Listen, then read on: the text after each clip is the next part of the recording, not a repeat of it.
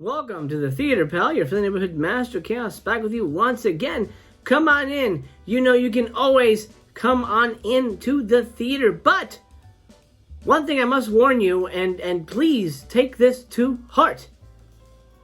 Don't go in the house unless it's a good goddamn movie.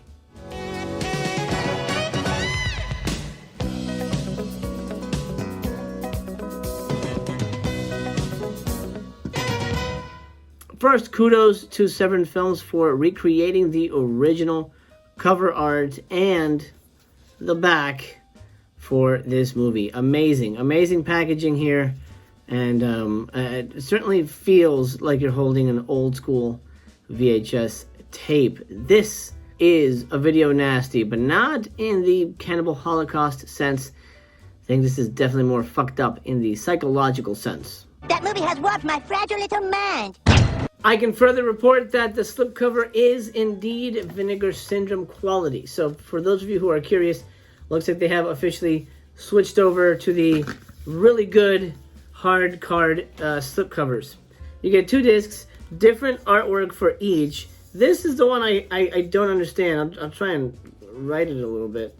This is the one I still don't understand this artwork whatsoever, but whatever.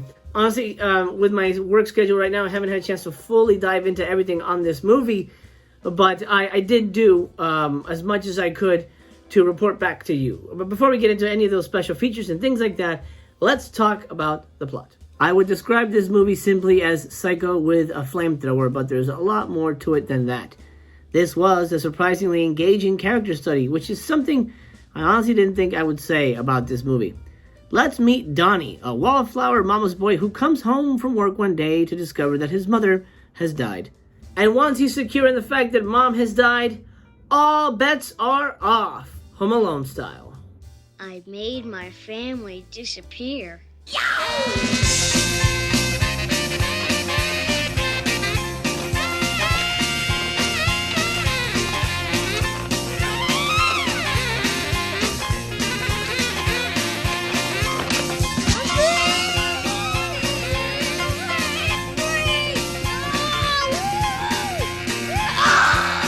After he's done partying like a beast, he decides to build an incinerator in his house and bring over strange women to burn them to death, as you do. This fixation on burning is somewhat tied to a traumatic experience he suffered when he was a child at the hands of his cruel mother, but to be honest, in my opinion, the connection between the traumatic event and his desire to torch women to death doesn't really connect.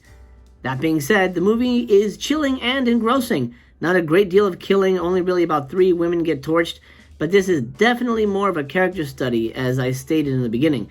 Here we see Donnie unravel, and that's really the heart of the matter for this movie. It's not a body count movie.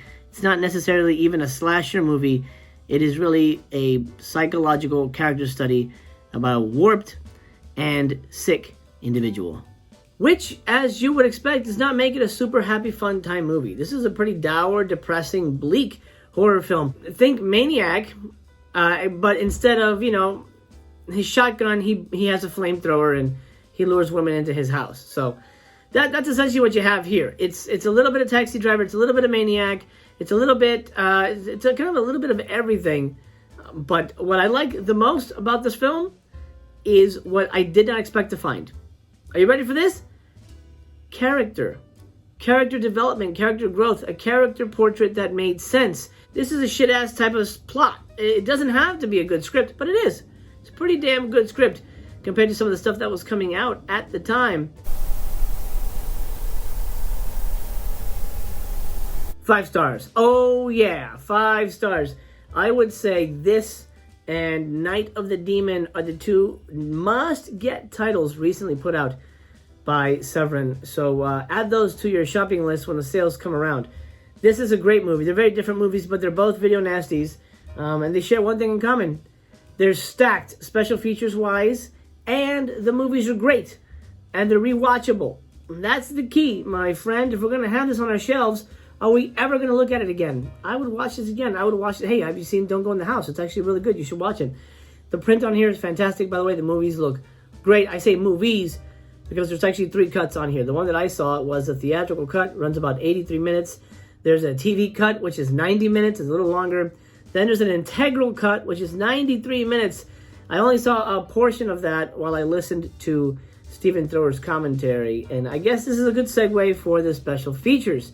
You do get a commentary track. You get plenty of commentary tracks here. You get the one that I listened to is from Stephen Thrower, of course, the author of Nightmare USA. He has Donnie on his cover. He loves this movie. He loves this movie. And listening to him talk about the movie, honestly, it's almost too much. It's almost too much information. But if you've ever wanted to know anything about Don't Go in the House, it's on that commentary track. On top of that, you get 2 more audio commentaries. One with director Joe Ellison and the producer Ellen Hamill. And the third one with actor Dan Grimaldi, who plays Donnie himself.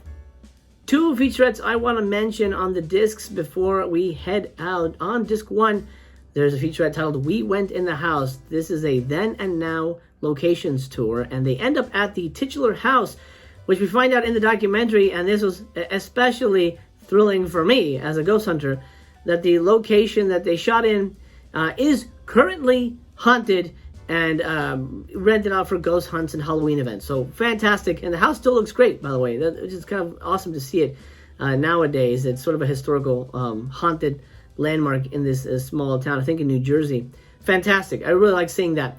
On disc 2, there's a video essay titled Minds on Fire, and that deals with horror movies in the 70s and how they went from, hammer horror to essentially Maniac and Don't Go in the House. Really fascinating. I highly recommend that one.